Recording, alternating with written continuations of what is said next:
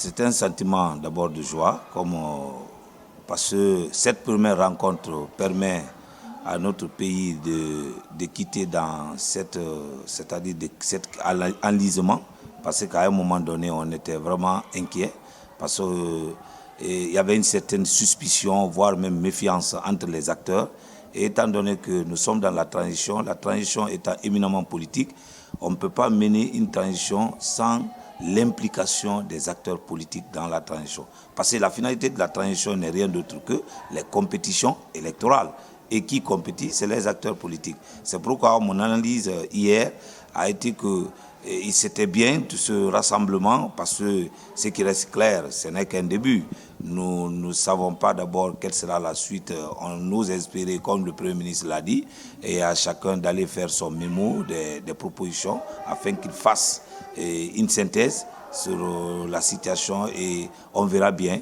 Nous sommes en observation pour voir la situation. Ils sont libres, parce que n'oubliez pas aussi que tous ces acteurs politiques, chacun a son propre agenda, a son propre programme, a son propre vision, et afin de défendre ses intérêts. Parce que, comme je l'ai dit, ils savent que le couronnement de la compétition, de la transition, c'est la compétition. Et chacun veut gagner, c'est normal. Alors, comme j'ai écouté certains acteurs, comme vous l'avez dit, d'ailleurs, d'autres sont partis plus loin, parce qu'il y a certains qui n'ont même pas pris part, comme le RPG, je vais dire par là, sans pour autant le nommer. Alors, il y a d'autres qui ont dit qu'ils ne feront plus des propositions parce qu'ils en ont fait assez. Et tout cela, c'est normal. Il faut respecter la position des uns et des autres. Le plus important, je crois que c'est l'implication, c'est la volonté politique des dirigeants de la transition à faire cette concertation, voire ce dialogue, un dialogue inclusif, réussi, surtout en réhabilitant la confiance entre les acteurs politiques. Parce que je l'ai toujours dit, c'est le problème qui mine notre système politique, c'est la crise de confiance entre les acteurs. Oui, c'est l'espoir nourri. Chacun de nous espère, parce qu'avant tout, d'abord, nous sommes des Guinéens.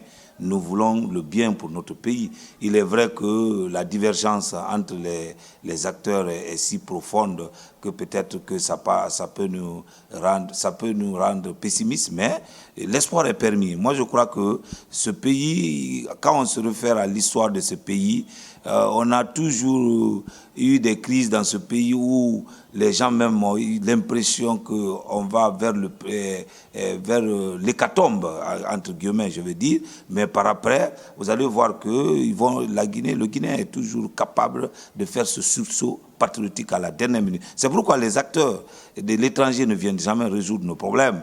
Les gens le disent souvent, il faut tel médiateur, tel. Moi, ce n'est pas ma conviction. Ma conviction, c'est quoi? C'est que les Guinéens réhabilitent la confiance entre les acteurs. C'est ça, manque de confiance emporte tout. C'est qu'ils doivent établir la confiance des acteurs et poser les problèmes réels. Parce que ce qui reste clair, la finalité sera pour le peuple. Et le peuple est là en observation. Bon, je crois que la proposition, elle est toute simple.